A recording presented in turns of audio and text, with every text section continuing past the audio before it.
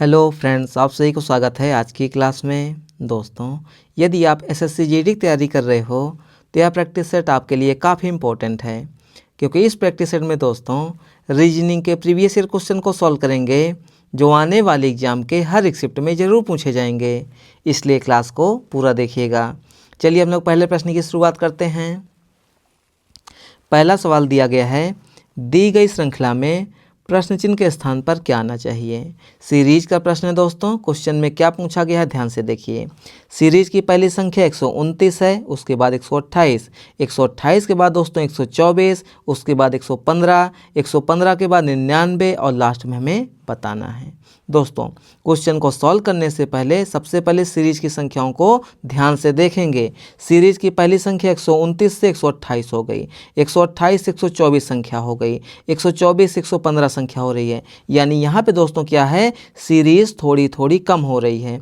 जब भी सीरीज थोड़ी थोड़ी कम होगी दोस्तों, हम लोग क्या करेंगे, माइनस यानी कि घटाना का कॉन्सेप्ट लगाएंगे। तो चलिए क्वेश्चन को सॉल्व कीजिए। देखिए, सीरीज की पहली संख्या दोस्तों क्या है, 129 है। 129 के बाद 128 हो गई संख्या, उसके बाद 124 हो गई संख्या, उसके बाद दोस्तों 115, 115 के बाद 99 और लास्ट में दोस्तों हमें क्या है बताना है। ध्यान से देखिए दोस्तों, 129 से 128 हो गई संख्या, यानी यहाँ पे हुआ है -1। 128 से 124 हो गई संख्या, यानी यहाँ पे हुआ है -4। 124 से दोस्तों 115 हो गई संख्या, यानी यहाँ पे हुआ दोस्तों -9। 115 से दोस्तों 99 हो गई संख्या, यानी यहाँ पे हुआ है -16। तो बताइए आगे कितना कम होगा। दोस्तों, यहाँ पे सभी संख्याओं को ध्यान से देखिए, 1 है, 4 है, 9 है, 16 है। दोस्तों, ये सभी संख्याएं क्या हैं, किसी न किसी संख्या का वर्ग है। जैसे देख लीजिए, 1 दोस्तों क्या है, ये तो 1 का ही वर्ग है। 4 क्या है दोस्तों, ये तो 2 का वर्ग है। 9 क्या है दोस्तों, ये तो 3 का वर्ग है।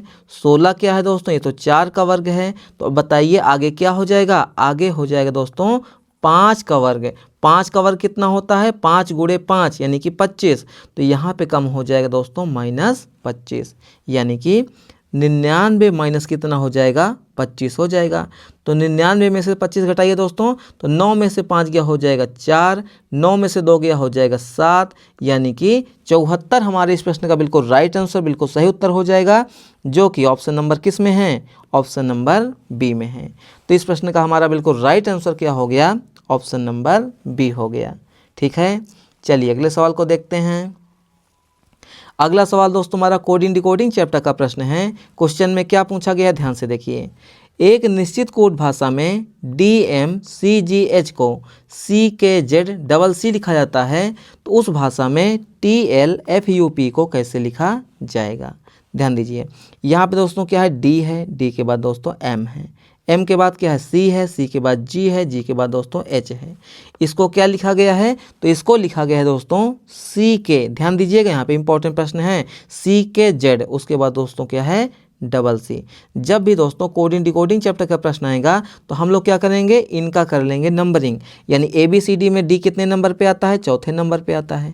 M 13वें नंबर पे आता है। C तीसरे नंबर पे आता है। G दोस्तों 7वें नंबर पे। H 8वें नंबर पे। उसी प्रकार से यहाँ देखिए, C कितने नंबर पे आता है, तीसरे नंबर पे। K 11वें नंबर पे। Z 26वें नंबर पे। C कितने नंबर पे, तीसरे नंबर पे। और दोस्तों C कितने नंबर पे, तीसरे नंबर पे। दोस्तों यहाँ पे ध्यान से देखिए, 4 से दोस्तों यहाँ पे क्या हो गया, 3 हो गया, यानी यहाँ पे हुआ है -1। 13 से दोस्तों यहाँ पे हो गया 11, यानी यहाँ पे हुआ है -2। दोस्तों यहाँ पे देखिए 7 से हो गया, ध्यान से देखिएगा, 7 से हो गया यहाँ पे 3, यानी यहाँ पे हुआ है -4। 8 से दोस्तों यहाँ पे हो गया 3, यानी यहाँ पे हुआ है -5। आप कहेंगे कि ये बीच वाला मैंने क्यों छोड़ दिया, यहाँ पे लॉजिक है दोस्तों। यहाँ पे क्या है, C है और यहाँ पे क्या है, Z है, यानी कि 3 में से दोस्तों हमें घटाना है, मतलब 3 से हमें बनाना है यहाँ पे 26। तो बताइए 3 से 26 कैसे बनेगा, इसीलिए मैंने इसको बीच में किया, यानी कि इसमें लॉजिक है। समझिएगा बात को, ठीक है। देखिए दोस्तों, हमारे वर्णमाला में, अंग्रेजी वर्णमाला में A से लेकर के कितने अक्षर होते हैं, आप कहेंगे Z होते हैं, ठीक है। A से लेकर के Z तक होता है, तो यानी कि A कितने नंबर पे आता है, पहले नंबर पे। Z कितने नंबर पे आता है, 26वें नंबर पे आता है। मैं आपसे पूछता हूँ कि जेड के बाद फिर क्या आता है, आप कहोगे कि जेड के बाद फिर से ए आता है, फिर बी आता है, फिर सी आता है। तो दोस्तों जेड कितने नंबर पे आता है, 26वें नंबर पे आता है। जेड के बाद दोस्तों ए कितने नंबर पे आता है, हम लोग क्या करते हैं फिर से 1 2 शुरू कर देते हैं। अगर दोस्तों इनको हम लोग 1 2 ना शुरू करें, 1 2 ना शुरू करें, जेड के बाद फिर से ए मतलब कि हम लोग गिनती करेंगे तो 26 के बाद क्या हो जाएगा, 27 हो जाएगा। बी कितने नंबर पे हो जाएगा, 28 नंबर पे हो जाएगा। सी कितने नंबर पे हो जाएगा, 29 नंबर पे हो जाएगा। समझिएगा बात को, यहाँ पे पूरा कॉन्सेप्ट सिखा रहा हूँ। ए से जेड तक, 1 से लेकर 26 तक, उसके बाद फिर से ए शुरू होता है, यानी 1 से अगर हम लोग 1 ना माने उसको तो क्या मानेंगे, 27 मानेंगे, फिर 28, फिर 29। तो सी कितने नंबर पे यहाँ पे आ गया, 29। यानी जब भी घटाना होगा दोस्तों तो हम लोग क्या करेंगे, ज़्यादा में से घटाएंगे। तो 29 में से कितना घटाएंगे, तो बताइए 29 से 26 हो गया तो कितना कम हुआ है, -3। तो यहाँ पे हुआ है दोस्तों -3। यही इसमें कॉन्सेप्ट था। तो -1 -2 -3 -4 -5 यानी कि क्रमशः यहाँ पे घटाया गया है। तो हमें किसका बताना है, टी एल। ध्यान दीजिएगा, टी है, एल है, उसके बाद एफ है, एफ के बाद यू, यू के बाद पी। नंबरिंग कर लीजिए, टी आता है 20वें नंबर पे, एल आता है 12वें नंबर पे, एफ आता है 6ठे नंबर पे, यू आता है 21वें नंबर पे, पी आता है 16वें नंबर पे। सभी में क्या होगा दोस्तों, यहाँ पे -1 -2 -3 -4 -5। ध्यान दीजिएगा यहाँ पे 20 में से 1 गया 19 हो जाएगा, ठीक है। 12 में से 2 गया 10 हो जाएगा। 6 में से 3 गया 3 हो जाएगा। 21 में से 4 गया 17 हो जाएगा। 16 में से 5 गया 11 हो जाएगा। तुम्हारा आंसर क्या बनेगा, एस, उसके बाद 10वें नंबर पे जे, 3 नंबर पे सी, 17 नंबर पे क्यू, 11 नंबर पे के। यानी कि एस जे सी क्यू किस ऑप्शन में है, ऑप्शन नंबर डी में। तो इस प्रश्न का हमारा बिल्कुल राइट आंसर, बिल्कुल सही उत्तर क्या हो जाएगा, ऑप्शन नंबर डी हो जाएगा। ठीक है, चलिए अगले सवाल को देखते हैं। अगला सवाल दोस्तों हमारा रक्त संबंध का है और कोड फॉर्म में है और एडवांस लेवल का है, ध्यान से पढ़िएगा, ठीक है। यहाँ पे हमें बताना है निम्न में से किस विकल्प का अर्थ है कि ए जो है बी का पुत्र है। समझिएगा, ए जो है बी का पुत्र है, ये किस ऑप्शन से हम लोग पहचान पाएँ कि ए जो है बी का पुत्र है। तो समझिएगा यहाँ पे हमारा कोड फॉर्म में है, तो पहले वाले का मतलब क्या हो गया, देखिए बी प्लस ए गुणे ए का मतलब क्या हो जाएगा, बी प्लस ए का मतलब दोस्तों समझिएगा यहाँ बात को, ए और बी के बीच में रिश्ता बताना है।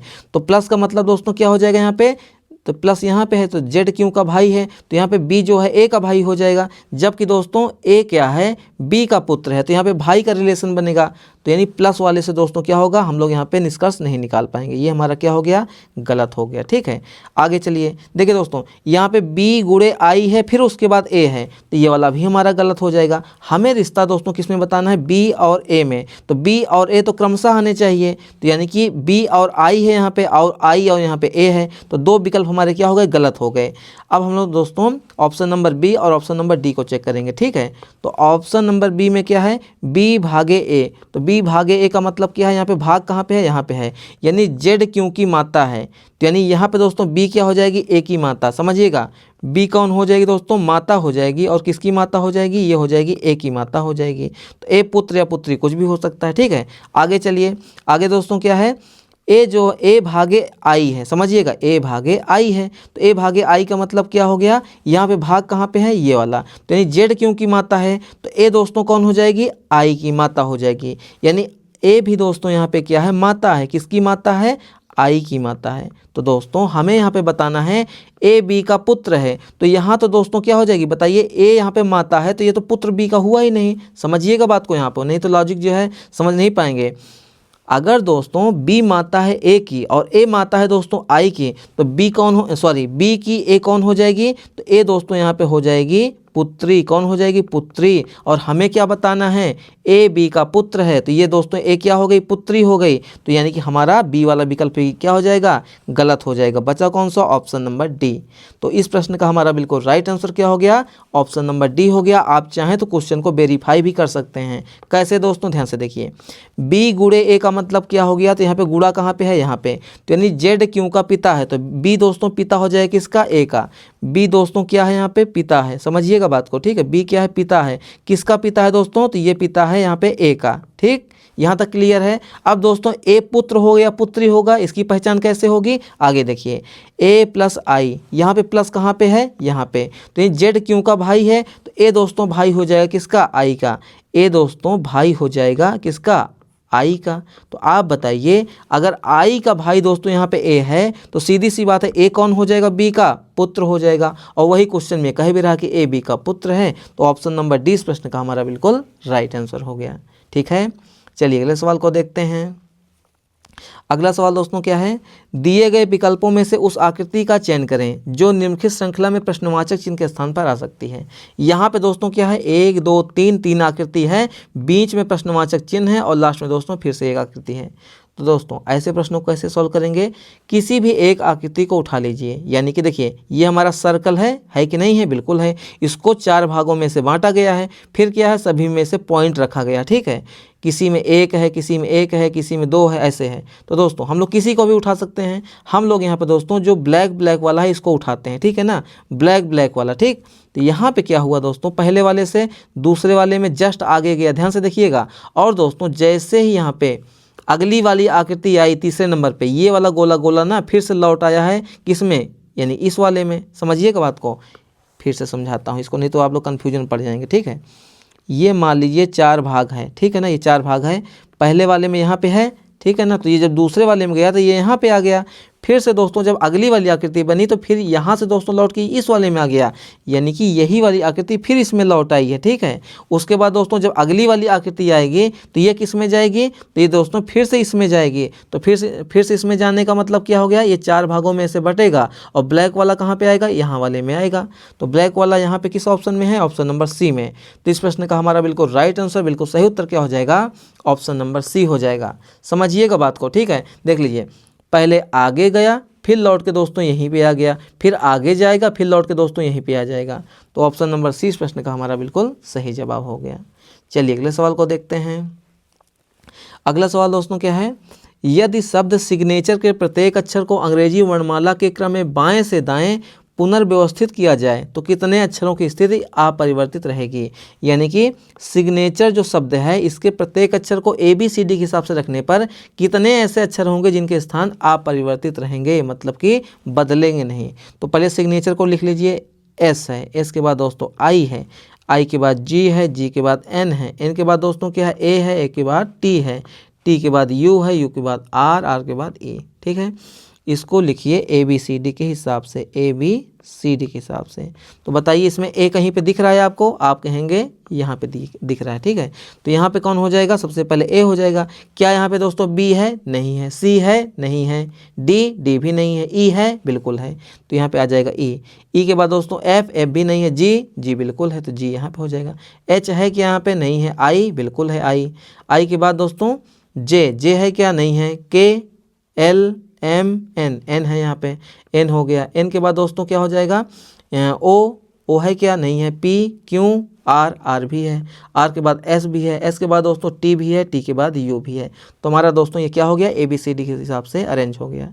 तो दोस्तों S का A हो गया, परिवर्तित हो गया, I का E हो गया, परिवर्तित हो गया, G का दोस्तों यहाँ पे G है, अपरिवर्तित हुआ, N का I हो गया, परिवर्तित हो गया, A का N हो गया, परिवर्तित हो गया, T का R हो गया, परिवर्तित हो गया, U का S हो गया, परिवर्तित हो गया, R का T परिवर्तित, E का U परिवर्तित। तो यानी कितना ऐसे अक्षर हैं दोस्तों जिसके स्थान अपरिवर्तित हैं, तो आप कहेंगे G यानी कि 1। तो ऑप्शन नंबर A हमारे इस प्रश्न का बिल्कुल राइट आंसर, बिल्कुल सही उत्तर हो जाएगा, ठीक है। चलिए अगले सवाल को देखते हैं। अगला सवाल दोस्तों हमारा एनालॉजी का है। क्वेश्चन में क्या पूछा गया, ध्यान से देखिए।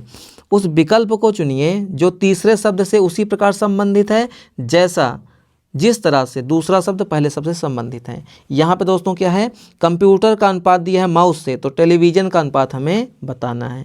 दोस्तों कंप्यूटर किससे चलता है, यानी कि किससे यहाँ पे कंट्रोल होता है, माउस से। तो यानी टेलीविज़न दोस्तों किससे चलेगा, किससे कंट्रोल होगा, तो ये हो जाएगा दोस्तों रिमोट से। किससे हो जाएगा, रिमोट से। तो ऑप्शन नंबर कौन सा, ऑप्शन नंबर डी इस प्रश्न का हमारा बिल्कुल राइट आंसर, बिल्कुल सही उत्तर हो जाएगा, ठीक है। चलिए अगले सवाल को देखते हैं। अगला सवाल दोस्तों क्या है, एक निश्चित कोड भाषा में बेस को 8970 के रूप में कोडबद्ध किया जाता है और एसेट को 0697 के रूप में कोडबद्ध किया जाता है, तो उसी भाषा में टी के लिए कोड क्या होगा। इसको दोस्तों हम लोग कैसे सॉल्व करेंगे, ध्यान से देखिए। यहाँ पे दोस्तों क्या है, बी है, बी के बाद दोस्तों ए है, ए के बाद एस है, एस के बाद दोस्तों ई है। इसको क्या लिखा गया है, तो इसको लिखा गया है यहाँ पे 8970। क्या लिखा गया है, 8970 लिखा गया है। और दोस्तों क्या है एस सेट, यानी कि ए है, एस है, ई है और दोस्तों क्या है टी है। इसको क्या लिखा गया है, तो इसको यहाँ पे लिखा गया है 0697, 0697। तो दोस्तों ऐसे प्रश्नों को हम लोग सॉल्व कैसे करते हैं, हमें किसका कोड बताना है, टी का बताना है। किसका बताना है, टी का बताना है कि टी के लिए कोड क्या होगा। दोस्तों यहाँ पे देखिए, यह तो टी दोनों में होगा। पहली बात तो ध्यान से देखिए, क्या टी दोनों में है, नहीं है, सिर्फ और सिर्फ एक में है, ठीक है ना, यानी कि यहाँ पे है। तो दोस्तों यहाँ पे BASE, यहाँ पे ASET, कौन कौन से अक्षर दोस्तों यहाँ पे कॉमन है, ध्यान से देखिएगा, यहाँ पे समझा रहा हूँ आसान तरीके से। यहाँ पे ए है और यहाँ भी है, ये भी कॉमन है, ठीक है। यहाँ पे एस है, यहाँ पे एस है, ये भी कॉमन है। यहाँ पे ई है दोस्तों और यहाँ पे ई है, ये भी कॉमन है। तो दोस्तों जैसे ही हम लोग उस पार चलेंगे, यानी कि ये हमारा लेफ्ट हैंड साइड है, बायां पक्ष, ये हमारा क्या हो जाएगा, दायां पक्ष। अंकों वालों में चलिए, इस साइड में कितने अक्षर कॉमन है, 3 अक्षर, तो उधर दोस्तों क्या हो जाएंगे, 3 अंक क्या हो जाएंगे, कॉमन हो जाएंगे। कैसे दोस्तों, देखिए यहाँ पे 9 है, यहाँ पे 9 है, ये भी हमारा कॉमन हो गया, ठीक है। यहाँ पे 7 है, यहाँ भी 7 है, ये भी कॉमन हो गया। यहाँ पे 0 है, यहाँ पे 0 है, ये भी कॉमन हो गया। बचा कौन सा दोस्तों, यहाँ पे पहली लाइन में बचा है 8, दूसरी लाइन में बचा है दोस्तों 6। पहली लाइन में यहाँ पे बचा हुआ है बी, दूसरी लाइन में बचा हुआ है यहाँ पे टी। तो यानी यहाँ पे दोस्तों बी के लिए कूट क्या हो जाएगा, 8 हो जाएगा, टी के लिए कूट क्या हो जाएगा, 6 हो जाएगा। हमसे क्वेश्चन में क्या पूछा है, टी का कोड बताइए, तो टी बराबर दोस्तों यहाँ पे हो जाएगा 6, टी बराबर क्या हो जाएगा, 6 हो जाएगा। तो ऑप्शन नंबर कौन सा, ऑप्शन नंबर ए हमारे इस प्रश्न का, सॉरी ऑप्शन नंबर सी हमारे इस प्रश्न का बिल्कुल राइट आंसर, बिल्कुल सही उत्तर हो जाएगा, ठीक है। चलिए अगले सवाल को देखते हैं। अगला सवाल दोस्तों क्या है, यदि प्लस और भाग को परस्पर बदल दिया जाए, माइनस और गुणा को परस्पर बदल दिया जाए, तो निम्नलिखित समीकरण में प्रश्नवाचक चिन्ह के स्थान पर क्या आएगा। कहने का मतलब दोस्तों क्या है, प्लस वाले साइन की जगह पे हमें लेना है भाग का साइन और भाग वाले की जगह पे लेना है प्लस का साइन। माइनस साइन की जगह पे हमें लेना है गुणा का साइन, गुणा वाले साइन की जगह पे हमें लेना है माइनस का साइन, ठीक है। चलिए यहाँ पे दोस्तों माइनस है तो यहाँ पे हम लोग लेंगे गुणा, गुणा की जगह पे माइनस, प्लस की जगह पे भाग, भाग की जगह पे प्लस हो जाएगा। हमारा समीकरण क्या बन गया दोस्तों, यहाँ पे 16 गुणे कितना हो जाएगा 2 माइनस 104 भागे कितना हो जाएगा 4 प्लस कितना हो जाएगा 20। चलिए बोर्ड मास का नियम लगाइए दोस्तों यहाँ पे, यानी कि कोष्ठक का नियम, जिसमें सबसे पहले भाग वाला पद, उसके बाद गुणा वाला पद, उसके बाद प्लस और लास्ट में माइनस वाला। तो यहाँ पे क्या हो जाएगा 16 गुणे 2 हो जाएगा माइनस 104 में दोस्तों 4 से भाग दीजिए तो 4 दूनी होता है 8 और 2 बच्चा यहाँ पे 4 छंग 24, यानी 26 बार में कट जाएगा, ठीक है। प्लस कितना हो जाएगा 20, इसको यहाँ पे करिए 16 दूना कितना हो जाएगा 32, 32 माइनस 26 प्लस कितना हो जाएगा 20, प्लस वाले को जोड़ेंगे माइनस वाले को घटाएंगे, 32 और 20 होता है दोस्तों पे 52, 52 माइनस 26 बराबर कितना हो जाएगा 26, यानी कि 26। तो हमारे इस प्रश्न का बिल्कुल सही उत्तर, बिल्कुल राइट आंसर क्या हो जाएगा, ऑप्शन नंबर ए हो जाएगा। तो ऑप्शन नंबर ए इस प्रश्न का हमारा बिल्कुल सही जवाब हो गया, ठीक है। चलिए अगले सवाल को देखते हैं। अगला सवाल दोस्तों क्या है, उस विकल्प का चयन करें जिसमें दी गई आकृति x अंतर्निहित है, घुमाने की अनुमति नहीं है। यानी कि जो ये x वाली आकृति है ना, ये बिल्कुल सेम टू सेम ऐसे जाकर के ऑप्शन नंबर ए, बी, सी और डी किसमें छिपी हुई है, घुमा नहीं सकते हैं आकृति को, ठीक है। तो ध्यान से देखिए यहाँ पे क्या है दोस्तों, यहाँ पे अर्धवृत्त जैसा ऐसे बनाया गया है, तो ये आकृति बिल्कुल सेम टू सेम कहाँ फिट बैठेगी, इसमें तो दोस्तों यहाँ पे बैठेगी नहीं। ध्यान से देखिए, तो यानी कि हमारा ये वाला ऑप्शन तो हमारा गलत ही हो गया, इसमें भी नहीं बैठेगी दोस्तों, क्योंकि ऐसे है तो ये तो हमारा ऊपर की ओर है, ये तो हमारा गलत हो गया, तो यानी कि 2 विकल्प गलत हो गए। अब बताइए ए में होगा या बी में होगा। दोस्तों ए में ऐसे तो है, ऐसे भी है, लेकिन इस साइड में ऐसे नहीं है, जो कि ये अंदर वाला कर्व है, तो ये वाला भी हमारा गलत हो गया। बचा कौन सा, option number D, sorry option number A. तो इस प्रश्न का हमारा बिल्कुल राइट आंसर, बिल्कुल सही उत्तर क्या हो जाएगा, ऑप्शन नंबर ए हो जाएगा। क्या हो जाएगा दोस्तों, ऑप्शन नंबर ए इस प्रश्न का बिल्कुल सही जवाब हो गया। चलिए अगले सवाल को देखते हैं। अगला सवाल दोस्तों हमारा न्याय निगमन का है, यानी कि श्लोक्स चैप्टर का है। क्वेश्चन में क्या पूछा गया दोस्तों, ध्यान से देखिए। यहाँ पे हमारा कथन दिया गया है, कुछ गुलाब फूल हैं, सभी कलियाँ गुलाब हैं, सभी लिली फूल हैं। तो इन कथनों को दोस्तों हम लोग बनाएंगे वेन डायग्राम, ठीक है। उसी के बेस पे हम लोग क्या करेंगे, निष्कर्ष को निकालेंगे। तो कुछ गुलाब फूल हैं, तो दोस्तों मान लीजिए ये है क्या, गुलाब, गुलाब को यहाँ पे जी से लिख दिया, क्या है ये, जी। अच्छा, कुछ गुलाब के यहाँ फूल हैं, तो गुलाब का कुछ हिस्सा किस में जाएगा, फूल वाले में जाएगा, कितने किस में जाएगा, फूल वाले में। तो ये हो जाएगा दोस्तों यहाँ पे फूल, ठीक है। आगे चलिए, सभी कलियाँ गुलाब हैं।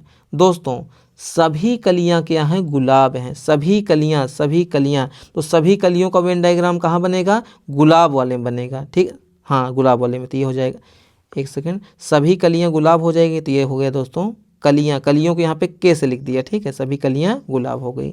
आगे चलिए, सभी लिली फूल हैं, तो दोस्तों सभी लिली फूल हैं, तो यानी कि सभी लिली का वेन डायग्राम किस में बनेगा, फूल में, इसको एल से लिख दिया। ठीक है, देखिए कुछ गुलाब फूल हैं, कुछ गुलाब फूल हैं, सभी कलियां गुलाब हैं, सभी कलियों का वेन डायग्राम गुलाब वाले में है, सभी लिली फूल हैं, तो सभी लिली का दोस्तों वेन डायग्राम फूल वाले में बन गया। ठीक है, चलिए निष्कर्ष को देखिए, कुछ कलियां लिली हैं, ध्यान से देखिए, कुछ कलियां लिली हैं, कली कहाँ पे है दोस्तों, यहाँ पे ये रहा, लिली कहाँ पे है, यहाँ पे। क्या कली और लिली का वेन डायग्राम थोड़ा सा भी टच हो रहा है, आप कहेंगे बिल्कुल नहीं, लिली और दोस्तों कली दूर दूर हैं। दोस्तों जब हमें कलियों और लिली के बीच में संबंध दर्शाना होगा तो सिर्फ हम उन्हीं को देखेंगे, उसके अलावा किसी को नहीं। तो कली का वेन डायग्राम यहाँ पे है, लिली का यहाँ पे है, क्या इन दोनों का वेन डायग्राम थोड़ा सा भी टच है, नहीं है, तो यानी कि ये वाला निष्कर्ष हमारा क्या हो जाएगा, गलत हो जाएगा। आगे चलिए, सभी फूल कलियां हैं, दोस्तों क्या सभी फूल कलियां हैं, बताइए। तो दोस्तों फूल वाला वेन डायग्राम यहाँ पे है, कलियों वाला वेन डायग्राम यहाँ पे है, क्या कली और फूल का वेन डायग्राम थोड़ा सा भी टच है, बिल्कुल नहीं टच है, तो ये वाला निष्कर्ष भी हमारा क्या हो जाएगा, गलत हो जाएगा। तो इस प्रश्न का हमारा बिल्कुल राइट आंसर, बिल्कुल सही उत्तर क्या हो गया, ऑप्शन नंबर डी हो गया।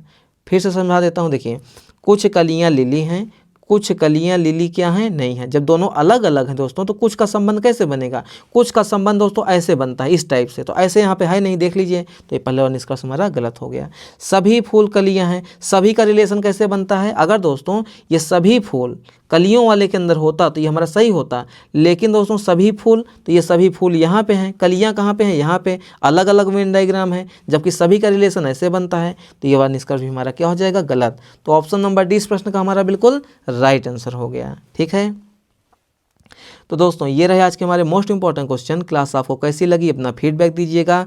चैनल पे पहली बार आए हैं तो चैनल को सब्सक्राइब कीजिए, लाइक कीजिए और शेयर कीजिए। दोस्तों सुबह 9 बजे एसएससी जीडी एग्जाम के लिए रीजनिंग के प्रैक्टिस को चलाया जा रहा है, जिसमें 10 क्वेश्चन की प्रैक्टिस होती है। शाम को 7 बजे भी एसएससी जीडी एग्जाम के लिए रीजनिंग के प्रैक्टिस को चलाया जाता है, जिसमें 10 क्वेश्चन की प्रैक्टिस होती है। बाकी जिन चैप्टर में आपको परेशानी होती है उन चैप्टर की क्लास दोस्तों शाम को 4 बजे चैप्टर वाइज क्लास में हम लोग क्या करते हैं, डिस्कस करते हैं। तो जितने भी स्टूडेंट यहाँ पे एसएससी जीडी की एग्जाम की तैयारी कर रहे हैं, आप लोग मन लगाकर पढ़ाई कीजिए, क्योंकि आप एग्जाम 23 फरवरी से स्टार्ट हो गया है। आपके पास टाइम दोस्तों बहुत ही कम बचा हुआ है। ठीक है, यही लास्ट टाइम में ज़्यादा से ज़्यादा प्रैक्टिस कर लीजिए, जिससे कि आपके रीजनिंग में पूरे नंबर आ जाएँ। ठीक है, तो चलिए मिलते हैं नेक्स्ट क्लास में दोस्तों, तब तक के लिए जय हिंद, वंदे मातरम।